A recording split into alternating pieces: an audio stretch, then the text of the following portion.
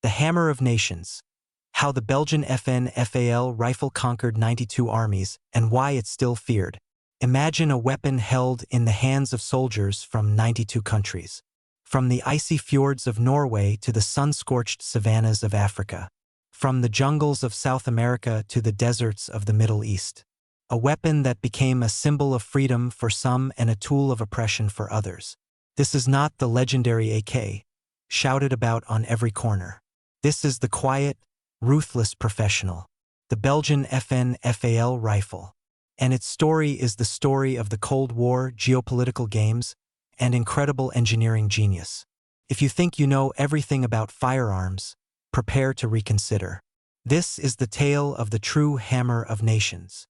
Friends, before we dive into this epic saga, do me a favor, subscribe to the channel and hit the notification bell so you don't miss similarly in-depth investigations about other legendary weapons. Your subscription is the best motivation to dig deeper. And of course, write in the comments right away AK or FAL. Whose gentle breath is more terrifying on the battlefield? Let's go. Have you ever wondered why some things become truly universal? Coca-Cola, jeans, Beatles songs, and in the world of deadly iron, the Kalashnikov assault rifle.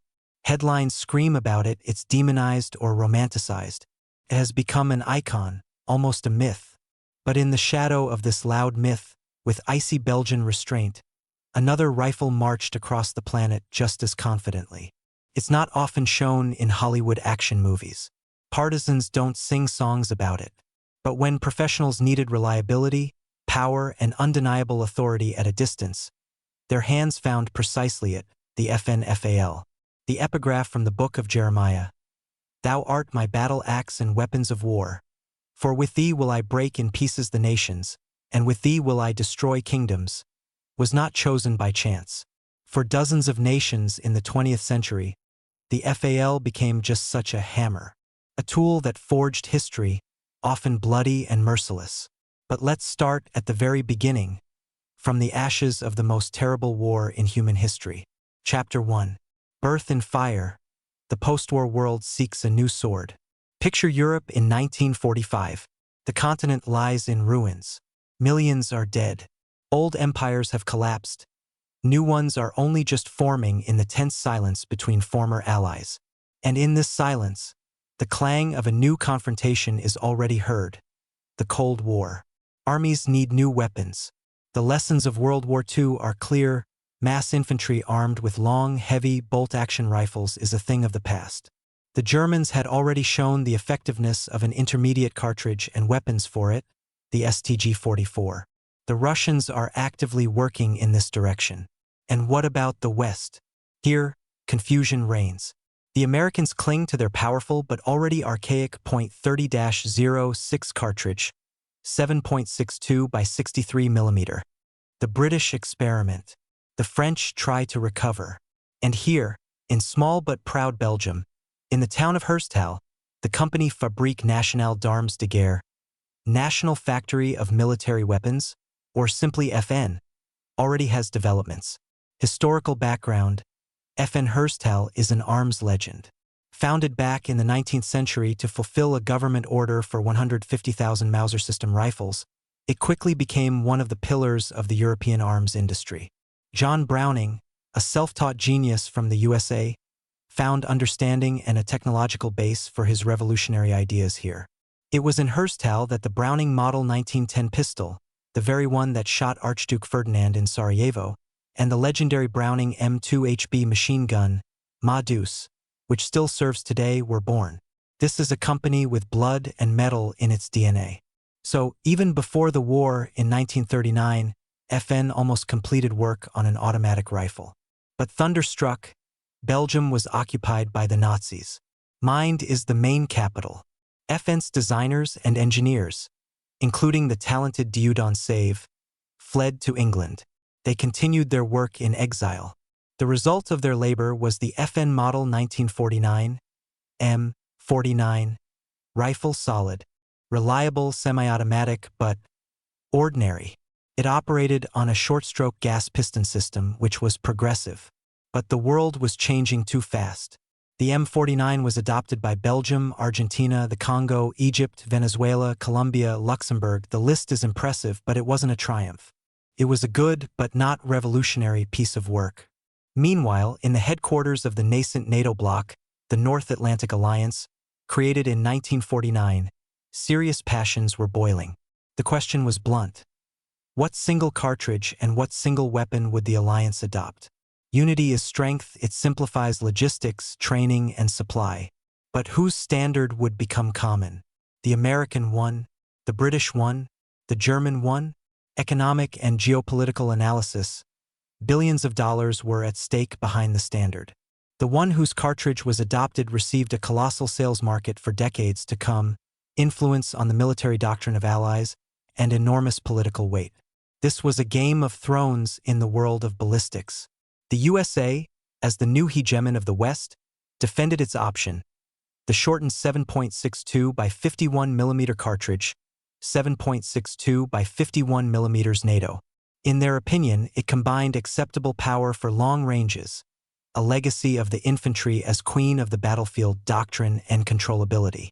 The British, always with a special path, proposed a revolution, a low-impulse 7mm cartridge, .280 British, and, for it, the futuristic bullpup configuration EM2 rifle, trigger ahead of the magazine. The EM2 was shorter, more convenient, and promised high accuracy. The cartridge war began. And here, the Belgians at FN show a brilliant, stoic foresight. They didn't bet on one horse. While the giants argued, the project's chief designers, Dieudonné Save and Ernest Verviers, were working on a new rifle, which they initially conceived as modular. Yes, they were creating not just a rifle, but a platform that could be quickly adapted to any of the likely standard cartridges. The American 7.62 by 51 mm, the British .280, and the good old .30-06. They were making a Swiss Army knife in the world of shooting. This project was named FAL, Fusil Automatique Légère, which translates simply to light automatic rifle. They called it light, of course, with irony. In its final form, it weighed about 4.5 kilograms unloaded. And so, in the early 50s, fate makes its choice. Under colossal political and economic pressure from the USA, the phrase "he who pays the piper calls the tune" has never been more relevant.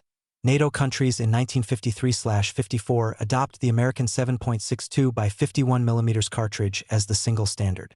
The British, with their brilliant .280 and EM2, had to back down. This was a heavy blow to the British arms school and national pride. And now, the main conspiratorial intrigue of this whole story.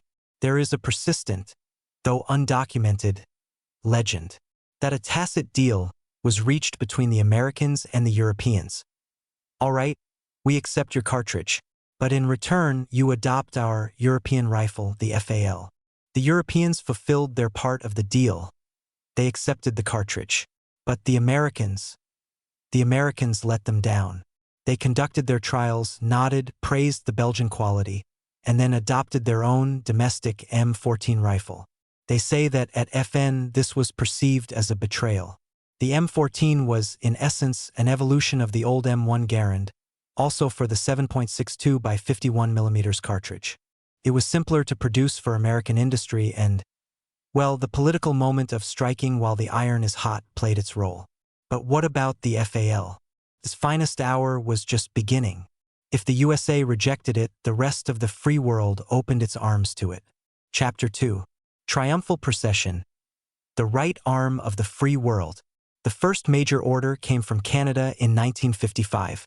Then, in 1957, Great Britain swallowed its pride and adopted the FAL as the L1A1 self-loading rifle SLR. And it took off. West Germany, Australia, Austria, the Netherlands, Israel, South Africa, India, Brazil, Argentina. The list could go on endlessly. It became the standard rifle for most of the British Commonwealth and many others who did not want or could not depend on American supplies. Why? What was so special about this rifle? Let's break it down without technical jargon. Reliability and soldier-proofness. The FN FAL design is a benchmark of engineering rationality. The short-stroke gas piston system, like our SVT-40, was refined to a shine. The piston was located above the barrel, striking the bolt carrier sharply and powerfully, after which it recoiled by inertia. The system had a gas regulator. This is genius in its simplicity. A lever allowed the soldier in the field to decrease or increase the gas pressure on the piston depending on conditions. A clean weapon or a dirty one, normal ammunition or with a reinforced charge. And for firing rifle grenades, the gas port could be shut off completely. The weapon feared neither sand, nor dirt, nor rough handling. British soldiers who received the L1A1 initially grumbled, carrying nostalgia for their ancient Lee Enfield rifles. But very quickly they came to appreciate its power and reliability. The phrase soldier-proof is key. This is a weapon that can be dropped in the mud, dragged through a trench, and it will fire. Power and authority. The 7.62 by 51 mm NATO cartridge is no joke. Its 9 to 10 gram bullet flew out to ranges of 800 meters, retaining lethal force. It had amazing penetrating ability. In the jungles of Southeast Asia or Africa, where a light 5.56 mm bullet from an M16 could deflect or disintegrate due to foliage and small branches, the heavy, fast bullet from the FAL went through like a knife through butter. One hit often took an opponent out for good. This weapon instilled confidence in the shooter and fear in those facing it. The sound of an FAL shot, sharp, loud, crisp, became an auditory symbol of many conflicts. Accuracy. The FAL was quite accurate for an automatic rifle of its time. A long barrel, 533 mm, a rigid construction, and an effective muzzle brake/flash hider allowed a skilled shooter to confidently engage targets at 400 to 500 meters. In skilled hands, it was a sniper's tool. Ergonomics, with its butts. It had a comfortable feel, good balance. For carrying, there was a folding handle right above the center of gravity. But there was also an Achilles heel. The charging handle. It was located on the left and was NON removable. And here's the main quirk. It could only be used to pull the bolt carrier back. To send it forward, one had to either release the handle, and the powerful return spring would slam it forward, or press a special bolt release on the right. You could not manually charge it forward like on an AK or AR-15. For an unprepared person, this could be a problem in a stressful situation. Versatility and variability. FN, remembering its modular concept, created not one rifle but a whole family. There were versions with a folding stock for paratroopers. There were versions with a heavy barrel in the role of a light support machine gun, the so-called squad automatic rifle, or FAL bar. There were carbines. Each licensed country made its own changes. Great Britain L1A1 removed the automatic fire mode, considering it a waste of ammunition, reinforced the sights, made characteristic zigzag grooves on the bolt carrier for self-cleaning from dirt. Canada, C1A1 added a window in the receiver through which the magazine could be loaded without removing it, using standard 5-round stripper clips from the old Lee Enfield rifle. A brilliant solution for continuity. Australia L1A1 created their own version with a modified flash hider and even a shortened version. Brazil, later, at the end of the 20th century, the local company Imbel adapted the design for the small caliber 5.56 by 45 mm NATO cartridge, creating the MD-97 rifle. Israel, their FALs, often with folding stocks, went through all the wars, from the Six-Day War to the Lebanon War. Thus, the FAL became not just a weapon but a platform. It was like a Lego set for the world's armies. It could be tailored to specific needs, climate, and doctrine. And at the same time, the core, the bolt group, the gas system remained unchanged and reliable as a rock. And what about automatic fire? Initially, the FAL had a fire selector, semi-automatic and automatic. But many countries, the UK, Canada, Australia, India, removed this mode, leaving only semi-automatic. Why? Because the FAL on full auto is an uncontrollable beast. A powerful cartridge, a relatively light construction, the barrel would climb upward from the third shot. Ammunition consumption was colossal, and effectiveness was doubtful. The decision was practical. Better accurate single shots than useless bursts into the sky. However, some countries, like Belgium or Israel, kept the automatic mode for special situations. Chapter 3. The Hammer of Nations in the Fire of Conflicts. Symbol and Tool. The FAL didn't just sit in warehouses and march in parades. It went through the hell of dozens of wars and became their silent witness, and often an active participant. The Falklands War, 1982 here, the British L1A1 and the Argentine FAL clashed in battle. Essentially the same weapon firing at each other. The British complained about a lower rate of fire compared to the automatic Argentine assault rifles, like the German HK-G3 and their own FALs, at close range, but noted superior accuracy at medium ranges. The Six-Day War and other Arab-Israeli conflicts, Israeli Romat, as they called the FAL, against Arab AKs. The classic confrontation of West and East, embodied in metal. Power and accuracy versus compactness and volume of fire. The Portuguese colonial war in Africa, 1961 to 1974. Portuguese soldiers with FALs fought in the jungles of Angola, Mozambique, Guinea-Bissau against insurgents armed mainly with Soviet and Chinese weapons. Here, its powerful cartridge was most welcome. South Africa and the Border War. The South African R1, licensed FAL, became a symbol of the apartheid army. It was used both in the classic version and as a light machine gun variant. Conflicts in Latin America. From the Falklands uprising in Argentina to the fight against drug cartels, the FAL was everywhere, often in the hands of both government troops and insurgents. And even the wars in Afghanistan and Iraq. Despite the universal dominance of the 5.56mm caliber, FALs and their clones periodically surfaced among local forces and special forces as marksman or sniper weapons due to their power at long desert ranges. The FAL became the weapon of both colonizers and liberators, of dictatorships and democracies. It was so widespread that it had no clear political color. It was simply a tool. Like a hammer, you can build a house with it or you can commit murder. In this lies its tragic neutrality and greatness. Chapter 4. The sunset of an era and an immortal legend. By the 1970s, it became clear the era of powerful rifle cartridges as the primary infantry weapon was coming to an end. The experience of Vietnam showed that combat mainly occurred at close and medium ranges. The doctrine shifted towards higher ammunition consumption, controllability in automatic fire, and the ability to carry more rounds. The world was confidently transitioning to the low-impulse 5.56 by 45mm cartridge, 5.56 by 45mm NATO, for which lighter and more compact rifles were created, the American M16, the Soviet AK-74.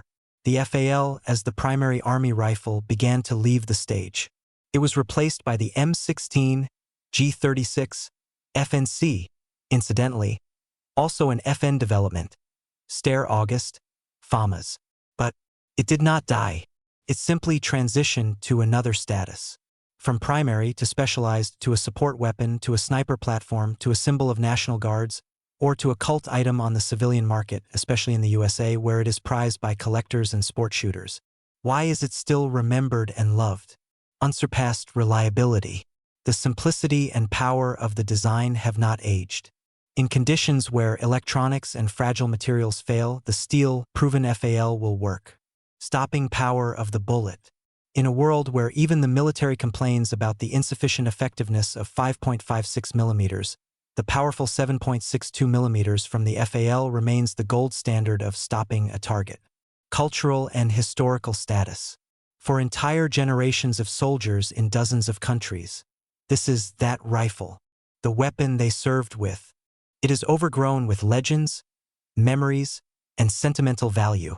Platform for customization. Modern companies produce entire tuning kits for the FAL. New stocks, handguards with Picatinny rails for mounting optics, lights, laser pointers, and bipods. From a 60s rifle, you can make a modern tactical marksman rifle. Chapter 5. Final thoughts. AK versus FAL, the eternal debate. And so we come to the main point, the reason why many have read to this place. To the eternal debate in smoking rooms, on forums, in comments. Which is better, the Kalashnikov or the FAL? This is a question not so much about weapons, but about philosophy. The Kalashnikov assault rifle is the weapon of a people's total war. Its genius lies in its extreme technological simplicity, cheapness of mass production, and ability to work in the most extreme conditions with minimal maintenance. It was created for a conscript peasant who had to learn to shoot it in the shortest possible time. Its doctrine is volume of fire at short range, suppression, movement. It is a tool of the masses. The FN FAL is the weapon of a professional army. Its genius lies in engineering rationality, accuracy, power, and adaptability. It was created for a soldier who was trained longer, who could maintain a more complex mechanism, and who relied on an accurate, confident shot. Its doctrine is accuracy and authority at medium range, control of territory. It is a tool of a master. One is not better than the other. They are perfect opponents, created by different civilizations for different ways of waging war. The AK is impulse, a squall, a horde. The FAL is calculation, a blow, weight. The Kalashnikov became the weapon of revolutions and partisans. The FAL became the weapon of states and regular armies. This is their fundamental difference. And when today I look at the polished steel and wood of the Belgian rifle, I don't just see a piece of metal. I visualize a world map with 92 flags marking the countries that trusted this hammer.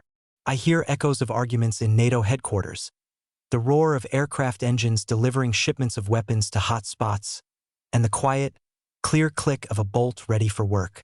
This was the last great night of the era of powerful cartridges, the swan song of the rifle as the main individual infantry weapon. If the story resonated with you, if you felt the scale of the era frozen in the contours of this rifle, give feedback. Write in the comments. Whose side are you on in the eternal debate? The spirit of revolution, AK, or the calculation of empire, FAL? Make your case. Let's have a historical discussion right here. Subscribe again. This material is just the tip of the iceberg. Ahead, stories about the M16, the G36, the Steyr August, our domestic legends and Western curiosities. Every week, a deep, almost detective-like story of one weapon model woven into the fabric of world history. Don't miss it. Like and share this article with those who understand. Let more people know that besides the Kalashnikov, there was another titan whose shadow covered half the world. Thank you for being with us on this historical journey. Remember, history is not in textbooks. It is in the nicks on the bolt carrier, in the wear on the stock, in the memory of those who held this hammer in their hands. Until next time on the pages of the Chronicle of Steel and Fire.